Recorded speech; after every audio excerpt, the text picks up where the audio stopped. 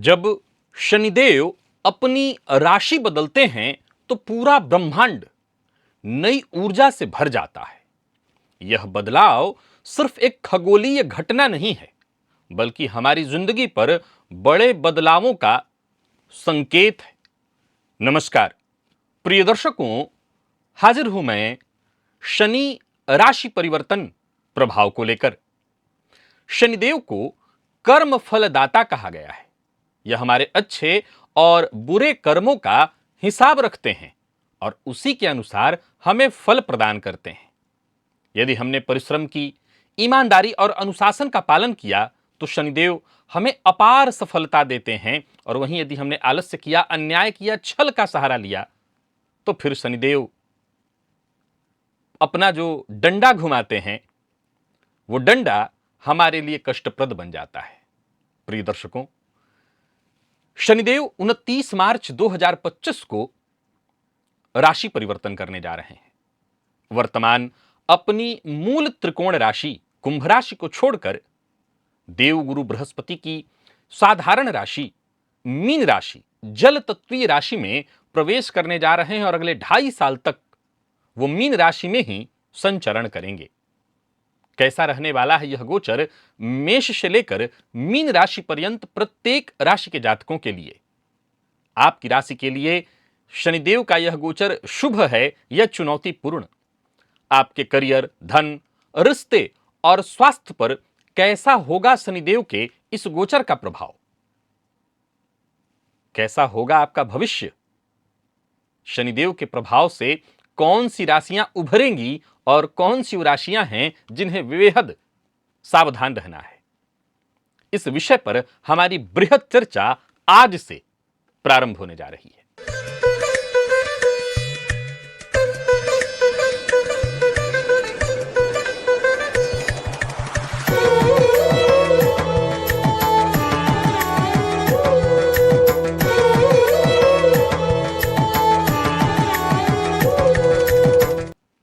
प्रिय दर्शकों, चूंकि चर्चा 2.5 साल के राशिफल की है, शनिदेव की चर्चा है, तो ये चर्चा बृहद होगी।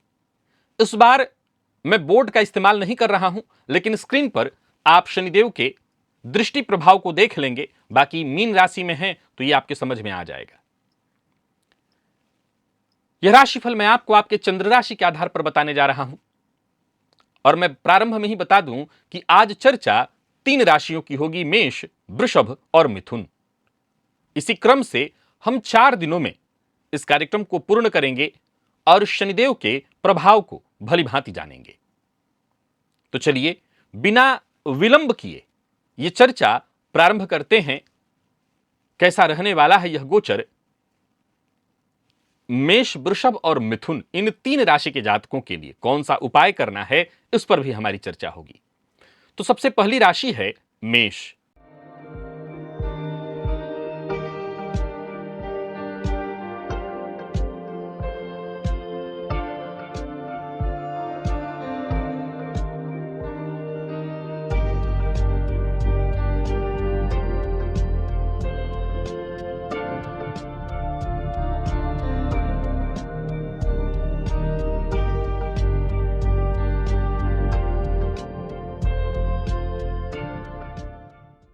मेष राशि के जातकों के लिए देखा जाए तो शनिदेव आपकी राशि से 12वें में अपना गोचर प्रारंभ करने जा रहे हैं, यानी 7.5 की प्रथम ढैया। अब मेष ये जो राशि है, देखा जाए तो इस राशि के जातकों के अंदर जोश भरा होता है। नए मौके लेने में ये पीछे नहीं हटते, रिस्क लेना पसंद करते हैं, रिस्क लेने से डरते नहीं हैं। इस राशि के जातकों के अंदर लीडरशिप बड़ी जबरदस्त होती है। हाँ, जल्दबाजी करने वाले होते हैं, जल्दबाजी में फैसला भी लेते हैं, जिससे ये परेशान हो जाते हैं। 2025 से 27 के इस गोचर के दौरान आपको बहुत जिम्मेदार और ज्यादा समझदार बनना होगा, क्योंकि 2025 से 2027 के इस गोचर के दौरान, जबकि 7.5 की प्रथम ढैया आपको लग रही है, आपको कुछ सीखना होगा, नए स्किल सीखने होंगे, समझना होगा। धैर्य रखना जरूरी है। अगर परिवर्तन भी कर रहे हैं तो धैर्य रखना जरूरी है। चीजें तुरंत नहीं मिलेंगी, लेकिन हां, विलंब से मिलेंगी, समय से मिलेंगी, थोड़ा लेट मिले परंतु जबरदस्त मिलेंगी। अचानक विदेश यात्रा के ऑप्शन मिलेंगे आपको। जॉब में भी परिवर्तन के योग मिलेंगे, पूरी तरह से आपको तैयार रहना होगा। खर्च बढ़ा चढ़ा आपको देखने को मिलेगा, बहुत समझदारी से खर्च करना होगा। सेहत का अपने ध्यान रखना होगा। मानसिक तनाव और थकान बढ़ने वाला है और रिश्तों के मामले में भी धैर्य रखना होगा। खासकर माता पिता, जीवन साथी, इनके साथ संबंध आपको मधुर बनाए रखना होगा।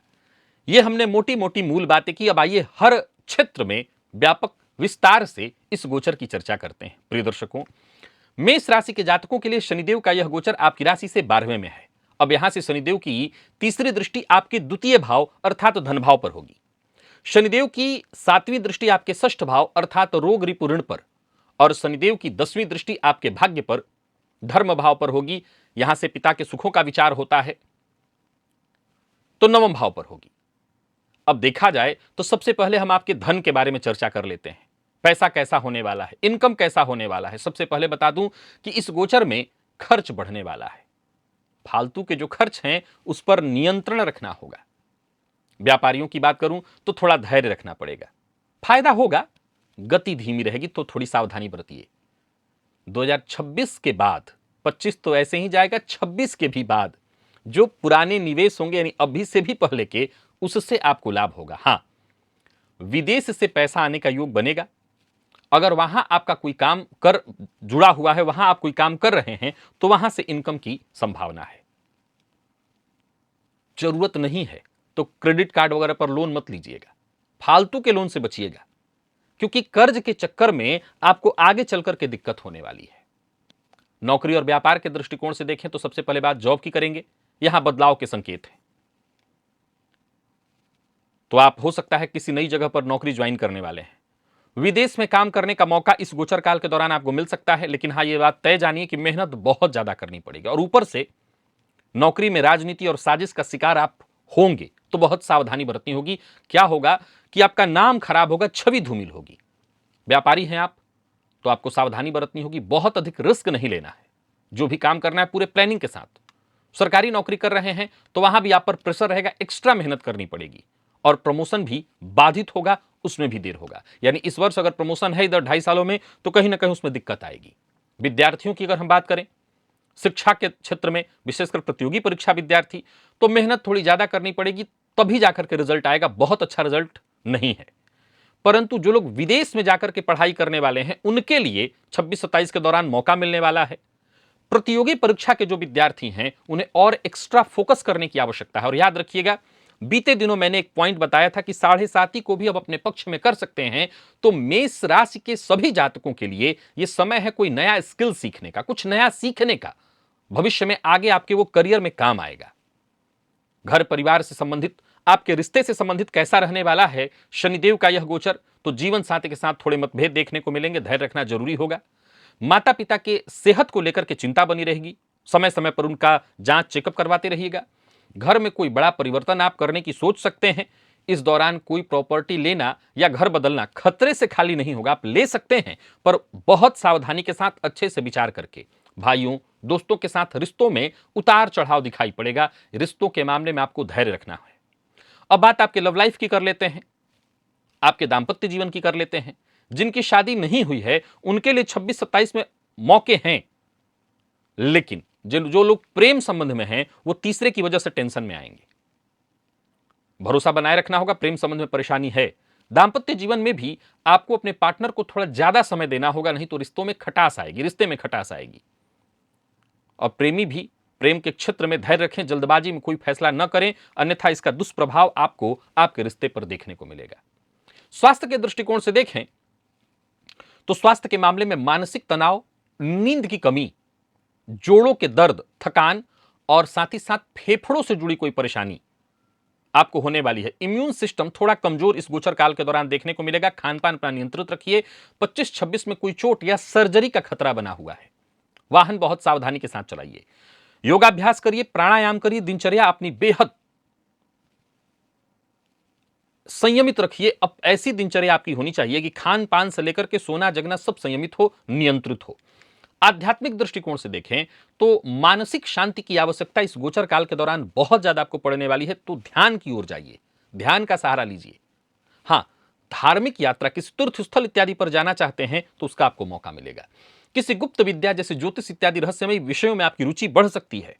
इस गोचर काल के दौरान आत्मविश्लेषण करने की आवश्यकता सबसे ज्यादा है। कोई बड़ा परिवर्तन चाहते हैं, यानी आप स्वदेश में तो हैं लेकिन आपको बहुत कष्ट हो रहा है, मानसिक अशांति आपको हो रही है, विदेश जाने की सोच रहे हैं, तो प्रबल संभावना विदेश जाने की है, आप विदेश जा सकते हैं। विशेष करके मैं विद्यार्थियों के लिए कहूंगा, स्टडी वगैरह के लिए विदेश जाने के लिए बहुत अच्छे ऑप्शन मिलेंगे। नौकरी के लिए अगर आप शहर बदलना चाहते हो तो यह ऑप्शन आपके पास बहुत अच्छा होगा, आप शहर बदल सकते हैं। और जो विदेश में बसने की सोच रहे हैं वो विशेष प्रयास 2026 के बाद करें। कानूनी मामलों में आपको बहुत सचेत रहना है। मेष राशि के जातकों को इस गोचर काल के दौरान आप किसी मुसीबत में, कोर्ट केस या कानूनी झंझट में फंस सकते हैं, जिसके चलते व्यर्थ धन की बर्बादी होगी। ध्यान रखिए, आपके शत्रु एक्टिव होंगे और समय समय पर अगर आपने सावधानी नहीं बरती तो आप सुरक्षित नहीं रह पाएंगे। कोई पुराना विवाद जो बहुत पुराना था वो 26-27 में जाके सुलझेगा, लेकिन साथ साथ इस दौरान आपके धन भी व्यय और बर्बादी की ओर जाएंगे। शनिदेव की तीसरी दृष्टि आपके द्वितीय भाव पर होने के चलते वाणी में थोड़ी कड़वाहट उत्पन्न होगी। परिवार के मध्य, कुटुंब के मध्य अनबन, मतभेद की स्थिति उत्पन्न हो सकती है और संभव है कि परिवार से दूर रहना आपको पड़े। दूर रहने में कोई बुराई नहीं है। याद रखिएगा, इस गोचर काल के दौरान अगर आपको दूर जाना पड़ता है तो जाइए, 7.5 का दौर है, दूरी में कोई बुराई नहीं है। शनिदेव की दृष्टि जो है आपके षष्ठ भाव पर होगी तो रोग, रिपु और ऋण, यहां से आपको सुरक्षा मिलेगा। आप अपने शत्रुओं पर जीत हासिल करेंगे, लेकिन उस जीत में भी आपका व्यय होगा, आपको परेशानियां देखने को मिलेंगी। तो जीत तो मिल जाएगी, लेकिन तब तक आप परेशान भी तो हो जाएंगे। वहीं शनिदेव की 10वीं दृष्टि आपके भाग्य भाव पर होने के चलते पिता से अनबन, भाग्य का साथ कम मिलना, हर क्षेत्र में छोटी मोटी बाधाएं, परेशानियां, हर काम में दिक्कतें आएंगी। याद रखिए, यह 7.5 का प्रथम 2.5 साल है, यहां से शुरुआत है 7.5 की। मैंने जितनी भी परेशानियां बताई आपके लिए, निसंदेह 7.5 के चलते ये गोचर आपके लिए अच्छा तो नहीं कहा जाएगा, लेकिन मैं ये बात फिर से कहना चाहता हूं, शनिदेव नुकसान तभी ज्यादा पहुंचाते हैं जब आपकी जन्म कुंडली में चंद्रमा पूरी तरह से पीड़ित हो, शनिदेव की दृष्टि सीधा सीधा चंद्रमा पर हो, ज्यादा कष्ट होता है। तब उस अवस्था में हम क्या करें? तो शनिदेव का उपाय करिए, हनुमान जी की आराधना करिए, ओम प्राम प्रीम प्रौम सह शनैश्चराय नमः इस मंत्र का जप करिए। लोहे की वस्तु, काला उड़द, तिल, इनका दान शनिवार के दिन करिए। हनुमान चालीसा, शनि चालीसा का पाठ करिए। मछलियों को आटा गोली बना करके खाने के लिए दीजिए। शनिवार को जो साफ सफाई करने वाले हैं उनकी मदद करिए, उनको विशेष रूप से कुछ खाने पीने के लिए दीजिए, कुछ पैसा दीजिए, इससे आपको राहत मिलेगी। प्रिय दर्शकों, आगे चल करके जब शनिदेव नक्षत्र परिवर्तन करेंगे तब भी मैं चर्चा लेकर के उपस्थित होता रहता हूं कुछ विशेष राशियों के लिए, लेकिन यहां पर मैं मेष राशि के जातकों के लिए अंत में एक और बात कहना चाहता हूं।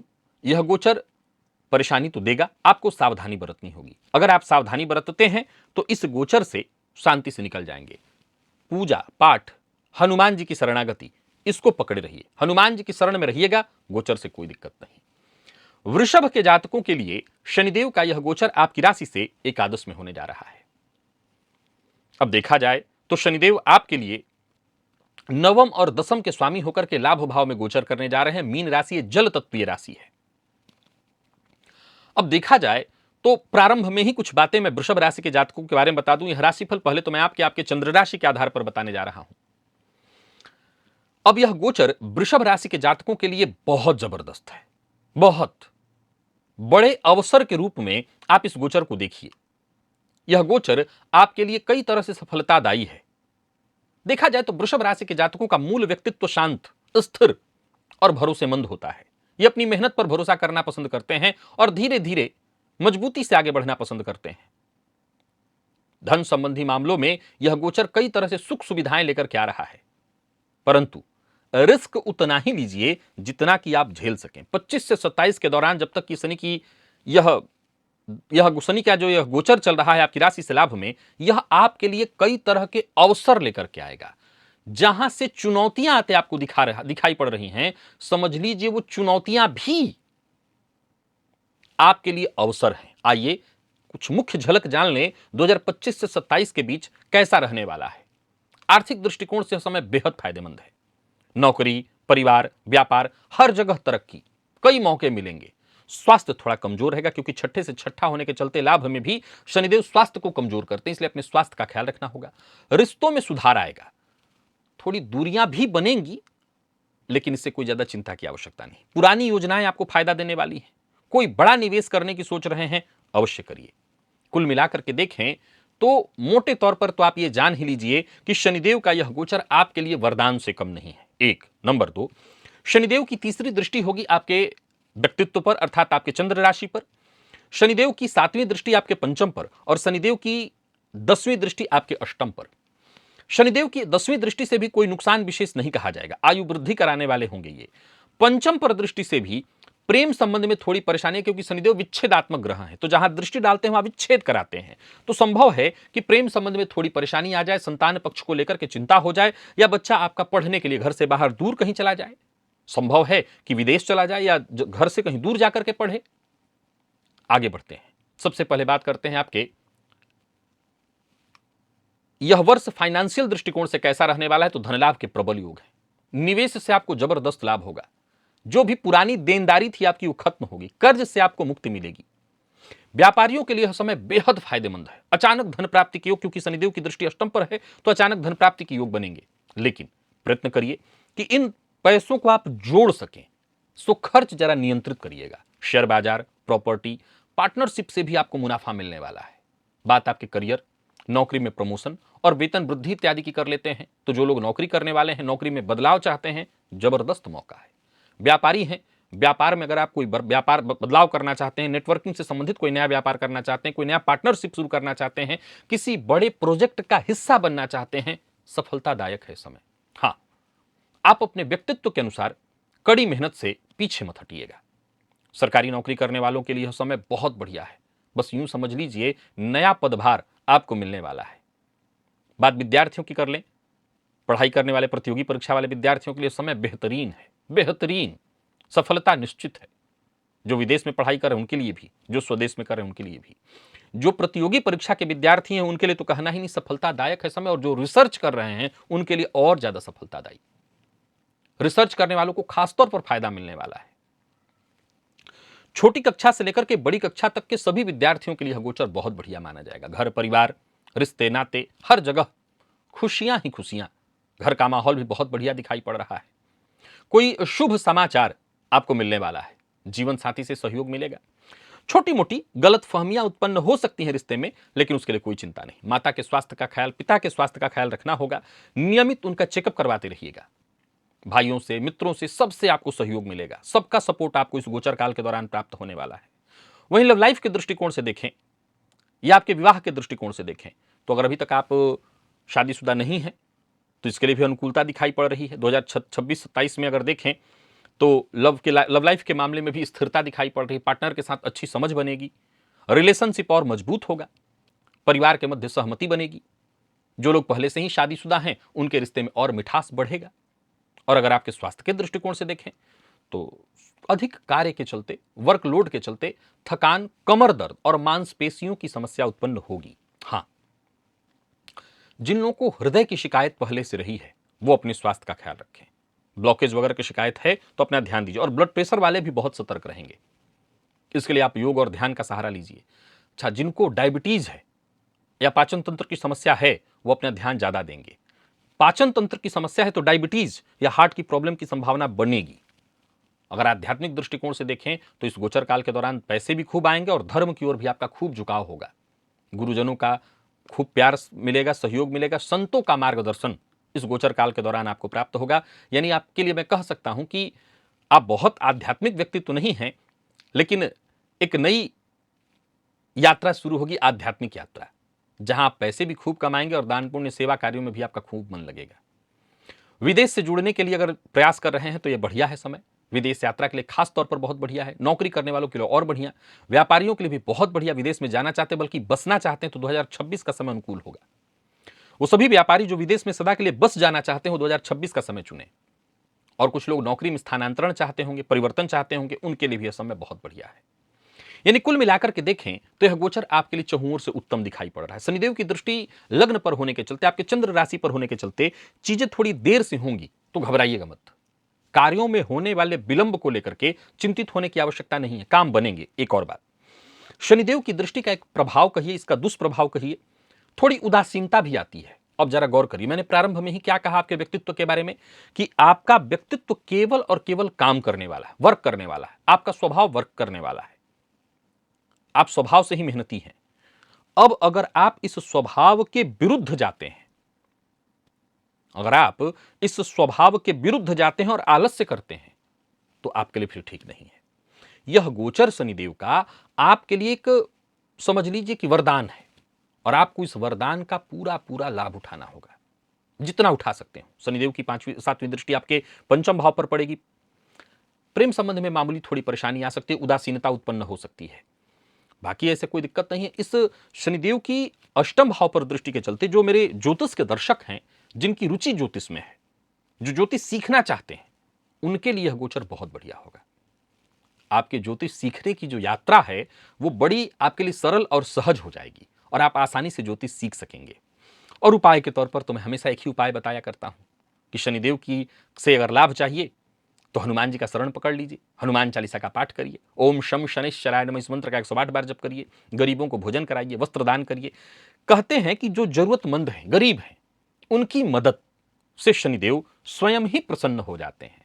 तो आपको बस इतना ही तो करना है कि जो जरूरतमंद है, जो गरीब है, उनकी खूब मदद करिए, और उनकी मदद करेंगे शनिदेव प्रसन्न होंगे। कुल मिलाकर के देखें तो यह गोचर आपके लिए अति उत्तम है, और यह 2.5 साल आपका अपना। इस 2.5 साल में जितना आपको ग्रोथ करना है, अगर आपकी चाहत है कि नहीं मैं सफल होना चाहता हूं, सफलता पाने के लिए इससे श्रेष्ठ अवसर आपको नहीं मिलेगा। तो जो उपाय मैंने बताया उसका अनुसरण करिए और इस गोचर का खूब लाभ उठाइए। चलिए चलते हैं मिथुन की ओर। मिथुन राशि के जातकों के लिए शनिदेव का यह गोचर कैसा लाभ देने वाला है। अब देखा जाए तो शनिदेव आपकी राशि से दशम में गोचर करेंगे। प्रिय दर्शकों, नॉर्मली इसको ढैया साढ़े साती तो नहीं कहा गया है, अगर ध्यान से समझें तो इसको ढैया साढ़े साती नहीं कहा गया है, लेकिन कई जगहों पर कंटक शनि के रूप में दशम के शनि की चर्चा है। प्रारंभ में ही बता दूं, यह राशिफल मैं आपको आपके चंद्र राशि के आधार पर बता रहा हूं। शनिदेव के गोचर की चर्चा चल रही है तो याद रखिए, शनिदेव न्याय के देवता कहे गए हैं, कर्म फलदाता, मंद ग्रह हैं, गति इनकी मंद है, लेकिन देते हैं और कल्पना से परे देते हैं। शनिदेव आपके लिए नवम और अष्टम पति बनकर के दशम में गोचर करेंगे। देखा जाए तो अष्टम पति होने के चलते कार्यक्षेत्र में थोड़ी परेशानियां उत्पन्न होने वाली बात है, लेकिन नवम पति बनकर के आपके दशम में है, बहुत अच्छा है। मिथुन राशि कैसे होते हैं ये लोग? बुद्धिमान, चतुर, बहुमुखी प्रतिभा वाले। अब देखा जाए तो मिथुन राशि वालों के लिए करियर और पैसा चमकने वाला समय है। यह थोड़ा धैर्य और समझदारी से बस काम लेना जरूरी है।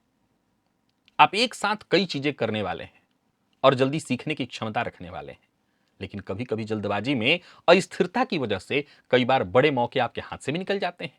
2025 से 27, यानी जब तक ये शनिदेव का मीन राशि पर गोचर चल रहा है, यह समय आपको मेहनत कराने के लिए आया है। खूब मेहनत करिए और धैर्यपूर्वक करिए। आपके धैर्य में कोई कमी नहीं होनी चाहिए। जितना धैर्य रख करके आप मेहनत कर सकते हो करिए। बस यूं समझ लीजिए कि आपके मेहनत से यह समय सज जाएगा, संवर जाएगा। आइए मैं कुछ मुख्य झलकियां पहले बता दूं, फिर विस्तार से हम इसकी चर्चा करेंगे। सबसे पहले जान लीजिए, जबरदस्त करियर में बदलाव का समय आ रहा है। नौकरी में प्रमोशन, नए जॉब के अवसर आपको मिलेंगे, ऑप्शन भी मिलेंगे और अवसर भी। आर्थिक स्थिति में सुधार और स्थिरता दोनों आएगी। सोच समझ करके निवेश आपने किया तो बड़ा लाभ होगा। स्वास्थ्य पर थोड़ा ध्यान दीजिए, नींद थोड़ा ज्यादा लीजिए, तनाव से बचने का प्रयत्न करिए। पारिवारिक जीवन ठीक रहेगा, हालांकि कुछ उतार चढ़ाव संभव है, क्योंकि यहां पर शनिदेव चतुर्थ पर और सप्तम दोनों पर दृष्टि डाल रहे हैं। तो कहीं ना कहीं घर में जीवन साथी के साथ और घर में सामंजस्य बिठाने में थोड़ी परेशानी आएगी। रिश्तों को संभालना जरूरी होगा। विदेश यात्रा के लिए बहुत बढ़िया है। नई जगह पर जाने का, घूमने का, नई जगह को जानने का अवसर मिलेगा आपको। आइए विस्तार से इस गोचर को समझते हैं। प्रिय दर्शकों, शनिदेव की तीनों दृष्टियों के बारे में पहले जान लेते हैं और उसके बाद हम इस गोचर को भलीभांति समझेंगे। मिथुन राशि के जातकों के लिए ढैया साढ़े साती कुछ नहीं है, आप जानते हैं। जैसा मैंने कहा कि कुछ जगहों पर दशम के शनि को कंटक शनि कहा गया है। इस कंटक शनि का यही नुकसान है कि कार्यक्षेत्र में थोड़ी उठापटक की स्थिति उत्पन्न होती है, क्योंकि केंद्र के शनि है। केंद्र के शनि चीजों को थोड़ा डीले करते हैं, भले उनकी दृष्टि लग्न पर हो चाहे ना हो। एक नंबर दो, कालपुरुष की कुंडली के हिसाब से शनिदेव की यहां पर मकर राशि बनती है, परंतु दशम के शनिदेव की तीसरी दृष्टि कहां पड़ेगी? तो आपके 12वें भाव पर। 12वां भाव किस चीज का है? व्यय का है, विदेश का है, लेकिन मुक्ति का भी है। तो परेशानियों से मुक्ति दिलाएंगे, विदेश गमन के रास्ते बनाएंगे, व्यर्थ का व्यय भी कराएंगे। अब शनिदेव की चौथे भाव पर जो 7वीं दृष्टि होगी उसका क्या प्रभाव होगा? तो माता के स्वास्थ्य में परेशानी आएगी, माता से अनबन होगा, माता के स्वास्थ्य को लेकर के थोड़ी चिंता होगी। और शनिदेव की जो 10वीं दृष्टि है वो आपके 7वें भाव पर होगी। अभी 7वें भाव से क्या होगा? तो सीधी सी बात है, जीवन साथी से कलह होगा, जीवन साथी के स्वास्थ्य को लेकर के चिंता होगी। अविवाहित है तो विवाह होने में थोड़ी और दिक्कत आएगी, थोड़ी देरी बढ़ जाएगी। अब अगर आपकी कुंडली में चंद्रमा शनिदेव से सीधा सीधा संबंधित नहीं है, यानी दोनों युति में हो, दृष्टि संबंध में हो, तब आइए आगे बढ़ते हैं और समझते हैं कि पैसे के दृष्टिकोण से, इनकम के दृष्टिकोण से इस गोचर काल के दौरान आपकी आय बढ़ने वाली है। अब शनिदेव की तीसरी दृष्टि व्यय पर है तो खर्च भी बढ़ेगा। निवेश कर दीजिए, पैसा अपने पास रखने से अच्छा है कहीं इन्वेस्ट कर दीजिए, अच्छी जगह पर इन्वेस्ट करिए और गलत फैसला लेने से बचिए। कहीं पैसा आपका फंसा हुआ था वो वापस आता दिखाई पड़ रहा है। प्रॉपर्टी, शेयर बाजार, इनमें जरा सोच समझ करके निवेश करिए और ऐसा निवेश करिए कि ये लंबे समय तक आपको लाभ देते रहें। 2026-27 में आर्थिक उन्नति विशेष है, लेकिन कब? जब 25 में बचत करेंगे तब। 25 में बचत करिए और 26-27 में खूब आर्थिक रूप से मजबूत हो जाए। क्यों? क्योंकि शनिदेव की जो 7वीं दृष्टि चतुर्थ भाव पर है, ये घर गाड़ी, क्षेत्र के कारक इनको कहा गया, क्षेत्र के कारक हैं, तो घर गाड़ी बढ़ा देते हैं। जहां औरों को 7.5 में घर बेचना पड़ता है, आपको खरीदना पड़ता है। करियर के दृष्टिकोण से देखें तो शनिदेव जब आपके 10वें में गोचर कर रहे हैं तो करियर में बड़ा बदलाव तो आएगा ही। नौकरी में प्रमोशन, वेतन में वृद्धि। तो जो लोग सरकारी नौकरी कर रहे हैं वो या तैयारी कर रहे हैं उनके लिए अच्छा समय होगा, जो कर रहे हैं उनके लिए भी और जो तैयारी कर रहे हैं उनके लिए भी। व्यापारियों के लिए भी बहुत अच्छा, क्योंकि बड़े प्रोजेक्ट आपके हाथ लगने वाले हैं। पार्टनरशिप में भी मौका मिलेगा, कार्य क्षेत्र में सफलता। राजनीति से जुड़े हैं तो बड़ा जबरदस्त, लेकिन सतर्क रहिएगा, कड़ी मेहनत से पीछे मत हटिएगा। बाकी पढ़ाई करने वाले विद्यार्थी, प्रतियोगी परीक्षा के विद्यार्थियों के लिए गोचर बहुत अच्छा है। 26-27 में तो काफी अनुकूलता है आपके लिए। और मेहनत, बस शनिदेव एक ही चीज चाहते हैं, मेहनत। मेहनत में अपने कमी मत लाइए, तो जो फल मिलेगा वो श्रेष्ठ होगा। प्रतियोगी परीक्षा के विद्यार्थियों को सफलता, अच्छे योग बन रहे हैं। तो जो लोग विदेश जाकर के पढ़ाई करने की सोच रहे हैं उनके लिए भी 2025-26 का समय बहुत बढ़िया है। यानी इस वर्ष और अगले वर्ष के भीतर भीतर अगर आप विदेश जाने का प्रयत्न करें तो आपको सफलता मिलेगा। याद रखिएगा, शनिदेव की दृष्टि 12वें भाव पर है, कुछ नया सीखने का प्रयत्न करिए। यह समय है विद्यार्थियों के लिए। वैसे तो मैं कहूंगा हर कोई विद्यार्थी अपने अपने स्तर पर जीवन में, तो मिथुन राशि के जातकों को कुछ न कुछ सीखते रहना होगा। घर परिवार, रिश्ते, माता पिता, इन सबके दृष्टिकोण से देखें तो उनका स्वास्थ्य बेहतर है। हाँ, माता के स्वास्थ्य में थोड़ा ध्यान देना होगा, उनके जोड़ों में दर्द इत्यादि की शिकायत हो जाएगी। घर बदलना चाहते हैं, कोई बड़ा मकान खरीदना चाहते हैं, कर सकते हैं। भाइयों के साथ, बहनों के साथ थोड़ा मन मुटाव हो सकता है। आपके ग्रोथ को देख करके, मैं किसी पर आरोप तो नहीं लगाऊंगा, लेकिन ये कहना चाहता हूं कि आपके ग्रोथ के कारण आपके जो अपने करीबी हैं वही आपसे मनमुटाव करेंगे, तो इसके चलते थोड़ा मतभेद होगा। कई बार आपकी ये शिकायत होगी कि आप अपनी माता को समझ नहीं पा रहे हैं, वो आपको नहीं समझ पा रही हैं, अथवा वो आपस में ही लोग मतभेद करा दे रहे हैं, भाइयों के बीच मतभेद करा दे रहे हैं। तो थोड़ा धैर्य रखिएगा, समझदारी से काम लीजिएगा। देखिए, अगर आपका ग्रोथ हो रहा है तो सबको लेकर के चलना होगा। लव लाइफ, अगर आपके दाम्पत्य की बात यदि करूं तो अविवाहित हैं तो शादी के अच्छे योग बनेंगे, और लव रिलेशनशिप में यहां गलतफहमी की संभावना उत्पन्न होगी। चौथा भाव दिल का भाव है, हृदय का भाव है। यहां शनिदेव की दृष्टि के कारण गलतफहमियां उत्पन्न होती हैं। सो रिश्तों में पारदर्शिता बनाए रखिएगा। जो लोग शादीशुदा हैं उनको जीवन साथी का और ज्यादा समय देना होगा, जीवन साथी के साथ समय व्यतीत करना होगा। बाकी 26-27 के दौरान रिश्तों में थोड़ी अस्थिरता उत्पन्न होगी, आपसी समझ से हर तरह की अस्थिरता दूर होगी। स्वास्थ्य के दृष्टिकोण से देखें, आपके फिटनेस के दृष्टिकोण से देखें तो तनाव तो होगा, क्योंकि घर में कलह होगा तो तनाव होगा। कई बार जीवन साथी से भी किसी पुरानी बात को लेकर के अनबन हो रही है तो थोड़ी चिंता तो होगी। पहले तो अपनी नींद पूरी करिए, नींद से आपका स्वास्थ्य 100% ठीक हो जाएगा। एक नंबर 2, अगर आप डायबिटिक हैं, पेट तंत्रिका तंत्र से जुड़ी कोई समस्या है तो इस पर आपको बहुत ध्यान देना होगा। कैसे? योग करिए, ध्यान करिए, संतुलित आहार लीजिए, स्वास्थ्य में इससे सुधार होगा। 25-26 में ही, यानी इसी वर्ष में और अगले वर्ष के प्रारंभ में ही कोई पुरानी बीमारी फिर से उभर सकती है, तो स्वास्थ्य का आपको बहुत ध्यान रखना होगा। पुरानी बीमारी क्या है? मान लीजिए आपको पहले से एक बार अटैक आया हुआ है तो ये फिर से आने की संभावना बनती है, तो एक बार ध्यान दे दीजिएगा। आपका ब्लड प्रेशर नियंत्रित है, आपका शुगर नियंत्रित है, फिर से उभर सकता है। तो आपको अपने स्वास्थ्य का नियमित चेकअप कराते रहना होगा। बात यदि आपके आध्यात्मिक दृष्टिकोण की रखें तो इस दौरान आपका झुकाव आध्यात्म की ओर होगा। पूजा पाठ में भी आपका मन लगेगा, ध्यान धारणा मेडिटेशन में भी आपका मन बढ़ेगा। बहुत अधिक कर्मकांड तो आप नहीं करेंगे, लेकिन ध्यान इत्यादि में आपकी खूब रुचि बढ़ेगी। इस गोचर काल के दौरान किसी संत, किसी गुरु का मार्गदर्शन भी आपको प्राप्त होगा। दान पुण्य सेवा कार्यों में आपका मन लगेगा। विदेश यात्रा के लिए यह समय अत्यंत श्रेष्ठ कहा जाएगा, क्योंकि यात्रा के लिए, खास करके नौकरी के लिए, पढ़ाई के लिए बहुत बढ़िया समय होगा। नौकरी के लिए अगर आप दूसरी जगह पर शिफ्ट बदलना चाहते हैं, अथवा आप चाहते हैं कि मैं अपने घर के करीब आ जाऊं, तो देखिए घर के करीब तो यह गोचर आने नहीं देगा, बल्कि घर से दूर जाने के लिए प्रयत्न कराएगा। फिर भी आप परिवर्तन चाहते हैं तो परिवर्तन आपको देखने को मिल जाएगा, नौकरी में ट्रांसफर वगैरह हो जाएगा। 26-27 में ही इस वर्ष के दौरान, यानी अगले वर्ष में, आप विदेश जाने के लिए प्रबल तैयार हैं, प्रबल तरीके से तैयार हैं, तो आप उधर जाइए। अच्छा हाँ, सभी मिथुन राशि के जातक कानूनी मामलों में जरा सतर्क रहें। शत्रुओं से सतर्कता जरूरी है। कोर्ट कचहरी के मामले में धैर्य रखना होगा। फैसला आपके पक्ष में ही आएगा, इसमें कहीं पहले ही जान लीजिए। आप इस बात को जान के बैठिए कि जीत तो आपकी ही है, पर शत्रु आपके सक्रिय रहेंगे। तो आपको बहुत समझदारी से काम लेना होगा, बहुत सावधानी आपको बरतनी होगी। किसी भी तरह की गलत फहमी में मत फंसिए, सुनी सुनाई बात पर विश्वास मत करिए। एक, शनिदेव की दृष्टि तीसरी जो है वो 12वें भाव पर है, तो तरह तरह की बातें सुनने को मिलेंगी। कोई भड़का देगा, कोई गलत तरह की चीजें आपको बता देगा। कान के कच्चे मत बनिएगा, कान के जरा पक्के बन के रहिएगा, नहीं तो आप मुसीबत में पड़ जाएंगे। देखिए, जो खराब समय होता है वो खराब होता है, लेकिन अच्छा समय खराब से भी खराब होता है। क्यों? क्योंकि अच्छे समय में जब आप ग्रोथ कर रहे होते हैं तो आपके टांग खींचने वाले भी अगल बगल आ जाते हैं। अरे बुरे समय में तो कोई आपके करीब नहीं आता, तो वो ज्यादा फिर बेहतर बन जाता है, क्योंकि आपको सोचने का, कुछ करने का अवसर मिलता है। जब अच्छा कर रहे होते हैं आप, तो समय आपके टांग खींचने वाले आपके अगल बगल खड़े हो जाते हैं। तो आपको पहले से ही सावधान हो जाना है, सचेत हो जाना है, सतर्क हो जाना है, और सावधानी से इस समय को व्यतीत करना। और उपाय, काला तिल, सरसों का तेल, इसका दान करिए। शनिवार के दिन कुत्ते को, कौवे को रोटी खिलाइए। ओम शम शनिश्चराय नमः इस मंत्र का शनिवार के दिन 108 बार जप करिए। गरीबों की, जो श्रमिक हैं, सफाई कर्मी इत्यादि, इनकी मदद करिए। कुल मिलाकर के थोड़ी सावधानी बरत लीजिए। बाकी यह गोचर आपको देकर के जाएगा। इस गोचर से आप फायदा ही उठाने वाले हैं। हर फील्ड के जातकों के लिए, मिथुन के जातकों के लिए शनिदेव का यह गोचर अत्यंत श्रेष्ठ प्रतीत हो रहा है। इस दौरान आपको लाभ मिलेगा। प्रिय दर्शकों, आज हमारी चर्चा मेष, वृषभ और मिथुन की हुई। इसी क्रम से कर्क, सिंह और कन्या की चर्चा कल होगी। आज के लिए बस इतना ही। इजाजत दीजिए, पुनः मुलाकात होगी। तब तक के लिए नमस्कार।